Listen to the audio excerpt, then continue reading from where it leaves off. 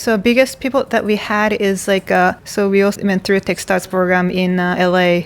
We learned hard way that do not really rely on third party services to build your own solution. You're not really supposed to love your product too much because it's kind of hard to make decision. But we knew that. But then I think eventually a solution too much, so it was a bit hard for us to make a decision to pivot. Back then the change was really fast, so we were kind of forced to pivot. So it took us maybe a month.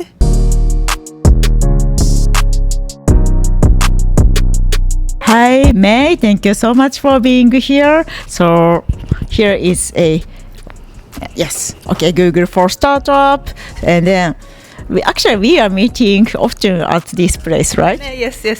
We often meet here, because we both work here time to time. Yeah, and then so I am just working at this place, but you and your co-founder Titi is a kind of alumni of some program. So we often work in a Google for Startup space because we were alumni of Google for Startup program. So since we are alumni, they nicely let us use their office.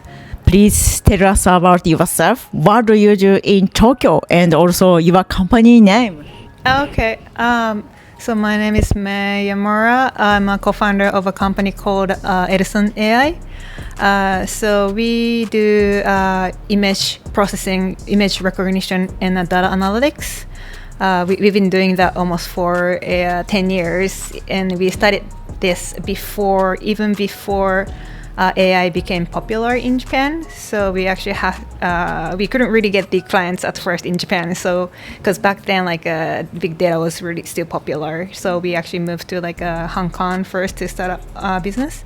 And then we got a lot of some clients. Because Hong Kong is or used to be their little Epic office. So then once the AI got popular in Japan, we came back, and then since then we got off and we both in Japan and outside of Japan. Yes. Edison. Yes. Edgison. Yes. I saw Thomas Edison. Yeah. I see. So Edison AI. And you guys met 10 years ago. How did you meet your co-founder Titi?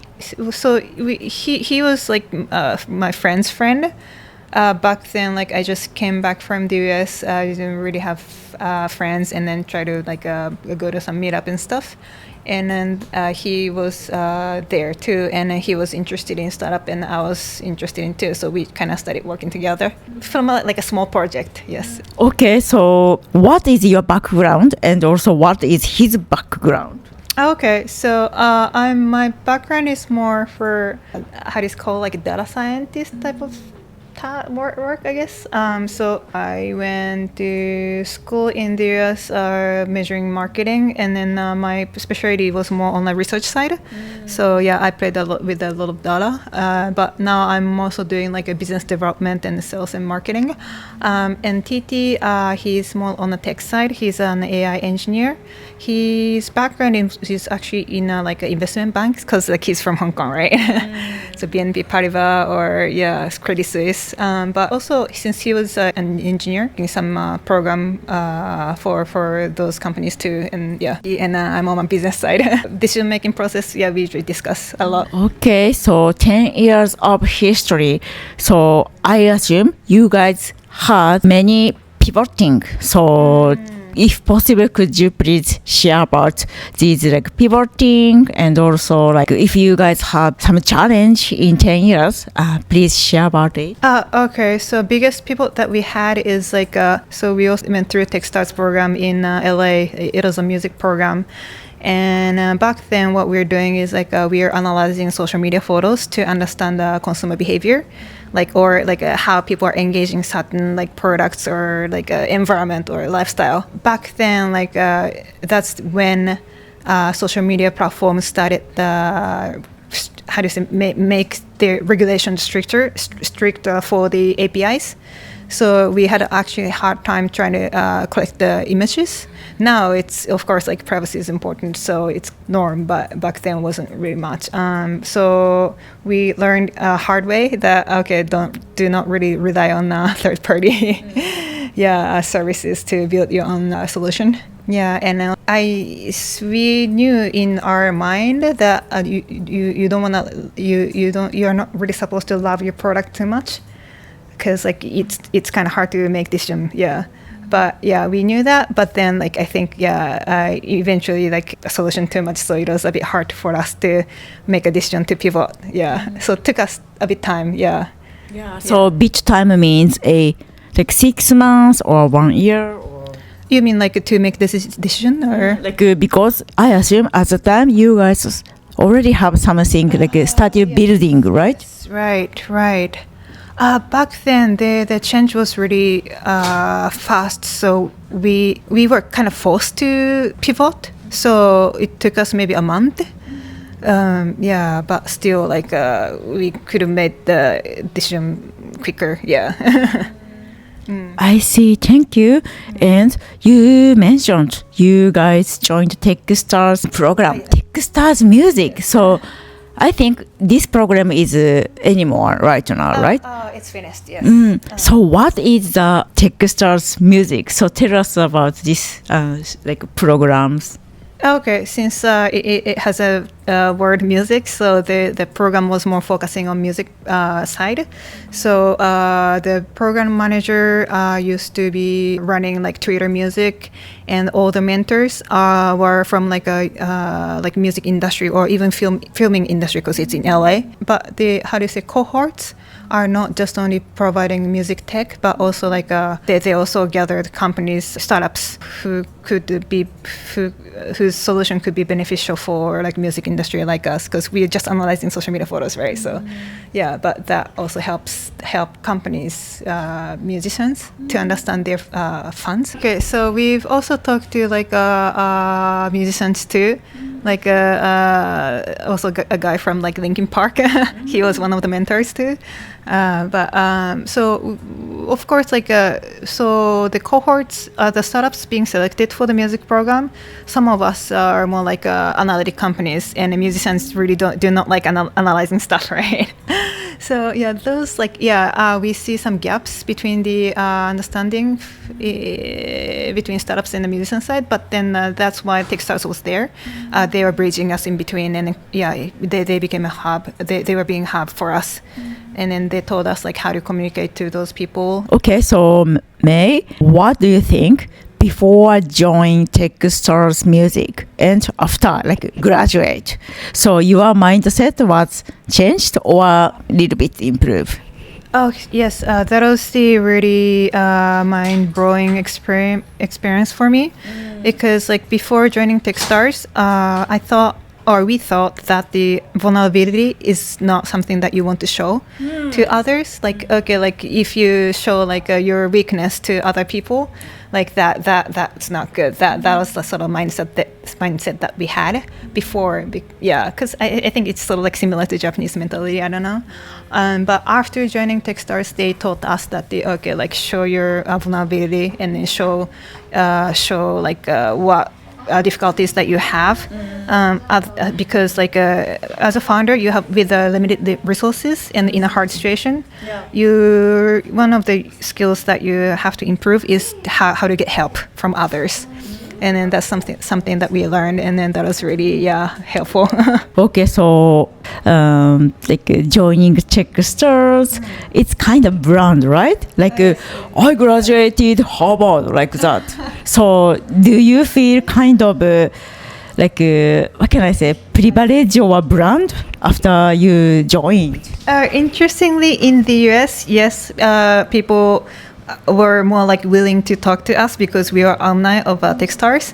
But in Japan, like not many people know about Techstars. So we weren't really able to leverage the brand name in Japan. But it's been helpful. When we go to like different countries. Yes. I see, May. So why did you guys decide to come back to Tokyo? So we've been going back and forth in between Japan and US, like Europe.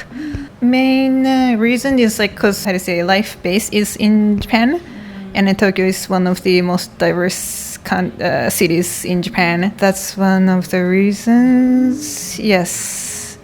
And after COVID, like it's getting easier to talk to clients overseas because like we now get used to like communicating on Zoom and or Google Meet. So yeah, I think now it's the location started getting too important, I guess. Yeah, and in Tokyo, it's easy to live, I guess, as being Japanese, I guess. Yeah, actually, this is so interesting because of Yuko, the founder of Samaria. She mentioned kind of similar.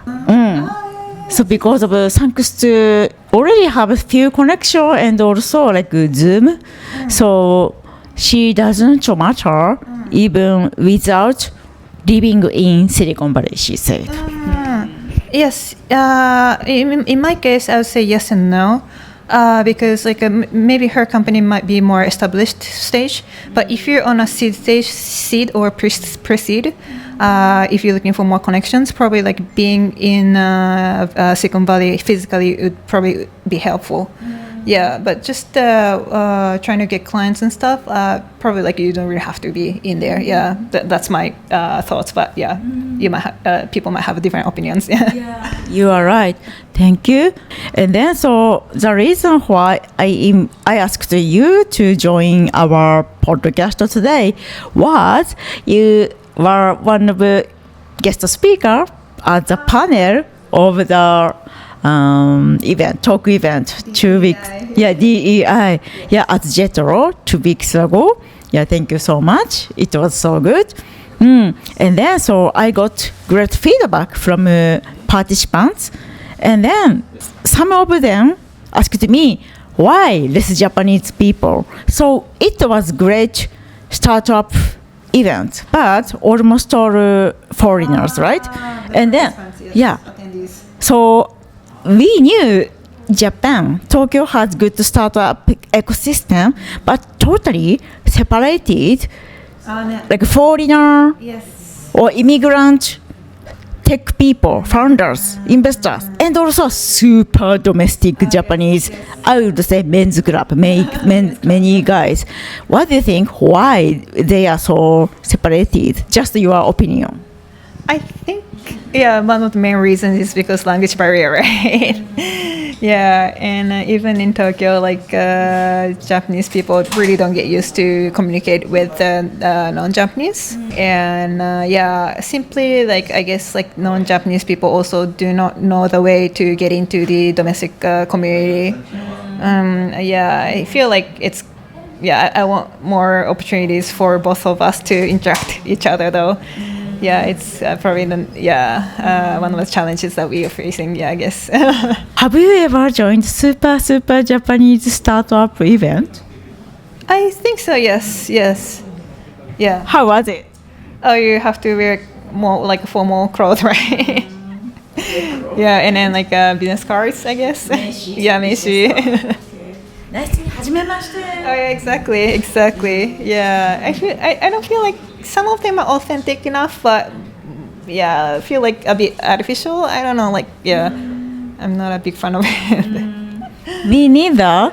So because of I don't know. So 2 days ago, I posted a kind of event report on LinkedIn, and it was super not angel, but kind of super aggressive because of.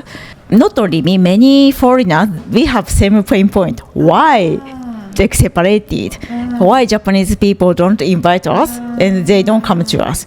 My assumption, one, language barrier. Second, they don't like small talk, networking.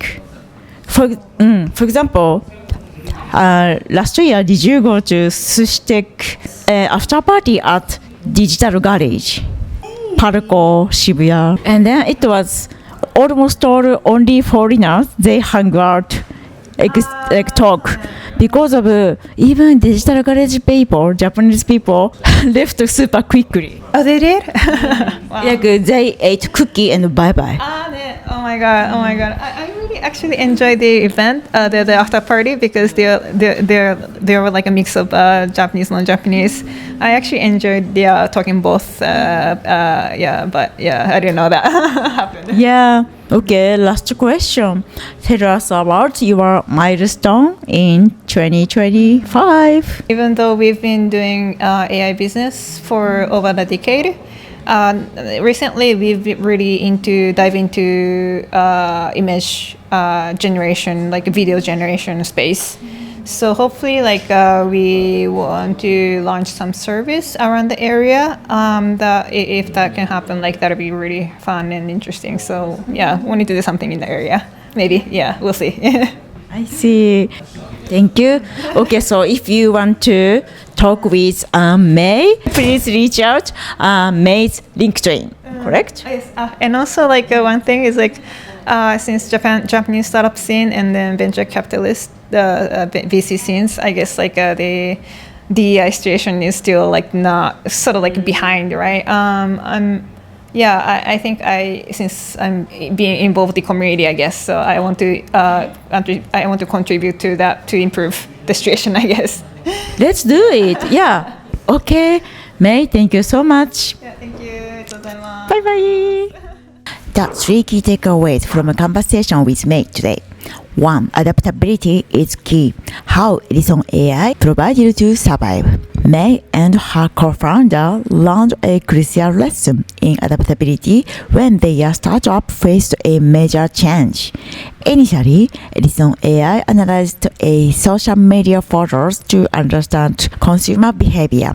However, as a social media platform tightened API restrictions, they struggled to access data. This forced them to pivot their business model within just a month. The key takeaway: don't build your business solely on the third-party platform. Be ready to pivot quickly when the landscape changes. Example, imagine you are building a business around Twitter or Instagram API and suddenly they change their policies. If you don't have backup plan, your entire product could collapse overnight. Just like Edgison AI almost did. 2. The power of vulnerability. Lesson from Techstars. Before joining the Techstars accelerator program, May believed that showing vulnerability as a founder was weakness. However, Techstars thought her opposite. Being open about challenge is actually a strength. Founders with limited resources must be skilled at asking for help, networking, and finding solutions through collaborations. Example, in the Japanese startup culture, many founders hesitate to admit struggles. However, May's experience at Techstars in the US changed her mindset.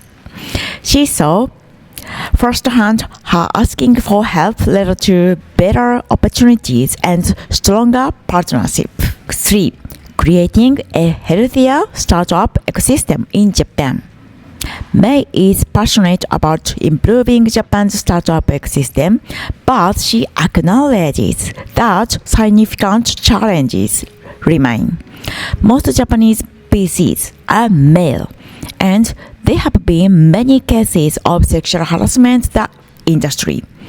Culturally, it's difficult for Japanese female founders to speak up about these issues, which make changes even harder.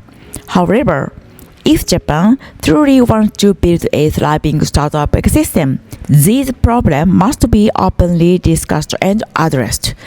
A great startup culture should be inclusive, not just for men, but for women, immigrants, and domestic founders alike. Japan must face these cultural challenges head-on and create a safe, supportive environment for all entrepreneurs. Okay, thank you so much for watching our episode today. We hope our episode will help your career and future. Okay, if you like this episode, please subscribe us and give you a like. Thank you. Bye bye.